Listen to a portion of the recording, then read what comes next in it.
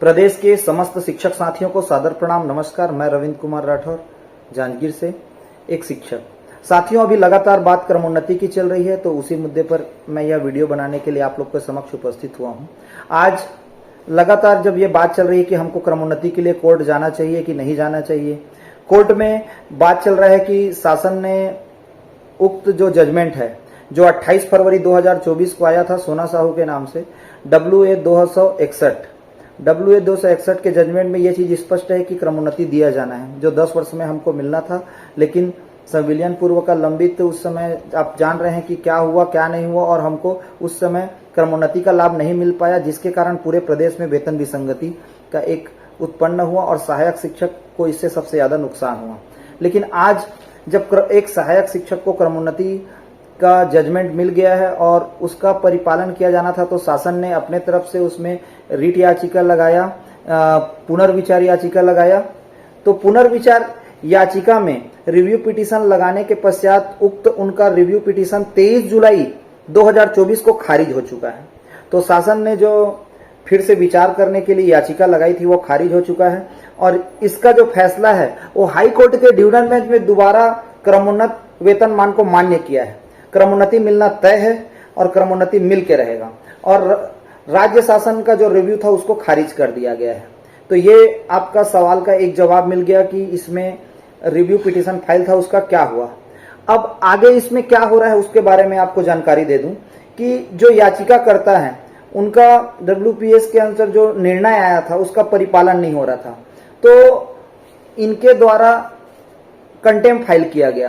तो शासन को जो कंटेम्प्ट फाइल गया उसमें 30 अगस्त 2024 को शासन ने एक आदेश जारी किया है, जिसमें शिक्षा विभाग को राशि हस्तांतरित की बात कही जा रही है।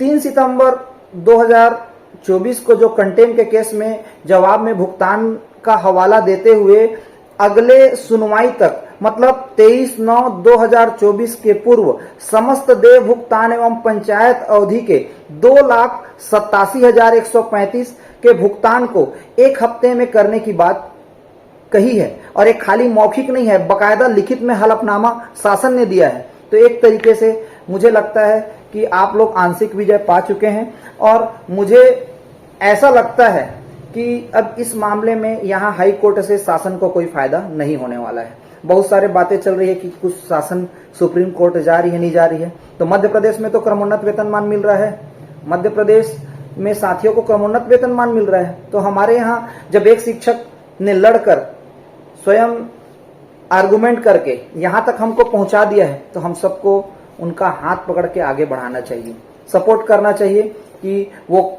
उक्त राशि उनके खाते में हस्तांतरित हो जाए। अब हमको क्या डायरेक्ट कोर्ट चले जाना चाहिए? तो इसके जवाब में मैं आप लोगों को कहना चाहूंगा कि अभी डायरेक्ट कोर्ट जाने का समय नहीं है। 23 तारीख का इंतजार करें, जिसके लिए शासन ने बकायदा हलफनामा दिया है कि हम उक्त राशि का हस्तांतरण संबंधित के खाते में कर देंगे, और जैसे ही वो राशि उनके खाते में जाएगी उसके बाद आप भी जान रहे हैं कि अधिक से अधिक 2,500 से 3,000 रुपया खर्च करने से सेम जजमेंट और आपको मिलेगा, और उसका फायदा आपको भी मिलेगा। और जाने से पहले आपको ऐसे ही नहीं जाना है।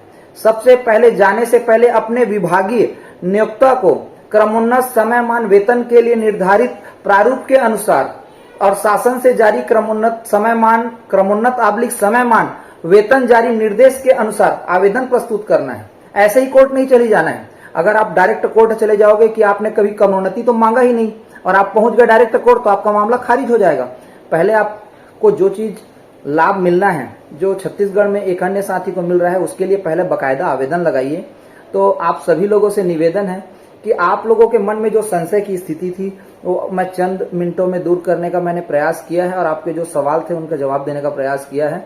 और जो सोना साहू का जो जजमेंट है वो हमारे लिए बहुत बड़ी बात है, और मैं ऐसे उनके लड़ाई लड़ने वाले उनके जो हस्बैंड हैं श्री रामनिवास साहू जी, उनको प्रणाम करता हूं कि आज उन्होंने अपनी मेहनत से, अपने बलबूते, अपने आर्गुमेंट के आधार पर ये विजय पाया है। लेकिन आनंद फानंद में कोर्ट जाना सही नहीं है। पहले आप अपने नियोक्ता को आवेदन दें, 23 तारीख को इंतजार करें, और शासन ने जो हलफनामे में दिया है उसका परिपालन हो रहा है कि नहीं हो रहा है। अगर उसका परिपालन होता है, संबंधित के खाते में राशि आ जाती है, तो कोर्ट जाना चाहिए। रही बात सुप्रीम कोर्ट की, तो शासन अपने यहाँ डबल बेंच से आए फैसले को अपने वहां चुनौती देने के लिए वो सुप्रीम कोर्ट जाएगी। तो क्या हम प्रदेश के समस्त एलबी सोमवार एकजुट होकर उसका विरोध नहीं करेंगे? तो उसी समय हमारे पूर्व सेवा का भी गणना हो जाएगा। आज सभी साथी अगर क्रमोन्नति पाएंगे तो वेतन विसंगति भी दूर होगा। तो ये मुद्दा बहुत बड़ा है साथियों, अपनी ताकत सही जगह पे लगाएं। पूरे प्रदेश के समस्त एलबी संवर्ग के साथी जिनको भी 10 वर्ष वर्तमान सेवा में करते हो गया है, आपका संविलियन के पूर्व भी आपको 10 साल हो गया है और संविलियन के बाद तो अभी आपके पास ज्यादा समय हुआ ही नहीं है, क्योंकि 2028 में तो आपको क्रमोन्नत बाद वेतन मिलेगा ही, क्योंकि 2018 से हम शिक्षा विभाग में आए हैं। उससे पूर्व के जितने भी साथी हैं, चाहे 1998 के रहें कि 2014 के रहें, आप सभी लोग अपने नियोक्ता को क्रमोन्नत वेतनमान के लिए आवेदन जरूर लगाएं और कार्यवाही का इंतजार करें।